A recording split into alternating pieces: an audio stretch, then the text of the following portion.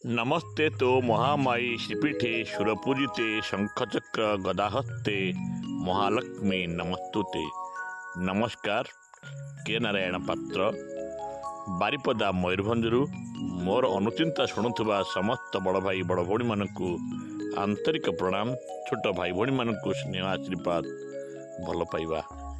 आज गोटे अनुचिंता आपण मानक पई अनुचिंताटी को संपूर्ण भाव में शुणवे एवं आपण मानकर सुचिंतित मतामत दे बोली आशा करुछि। बंधु जेतेबेले आमे माँ गर्भरे थिलु सेतेबेले भगवान सहित कंडीशन करथिलु मु जेतेबेले मर्त्य को जीवी सेतेबेले तुमर ना प्रचार करिबी। किंतु जेतेबेले आमे जन्म नेलु आमे भगवान नाम संपूर्ण भाव भूली गलु।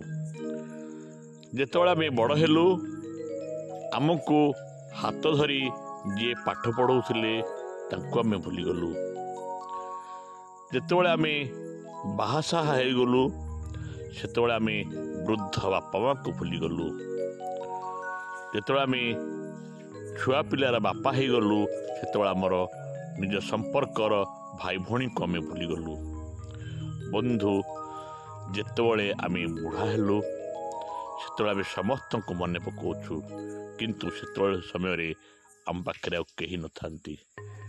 बंधु ए कथाटी कहबार उद्देश्य हूँ आम एत स्वार्थपर हो गलु भगवान का नाम दिने भी मो मुहरे आसुना।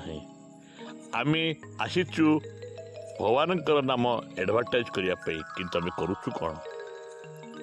आम आम स्त्री प्रशंसा करुचु, आम पुअर प्रशंसा करुचु, आमर बैंक बालांस को आम देखुचु, आम केते गाड़ी कलु तार आम हिसाब रखुचु। किंतु बंधु भगवान ना भूली जावा केते दूर ठीक आपण ही तार उत्तर देवे। धन्यवाद। जय जगन्नाथ।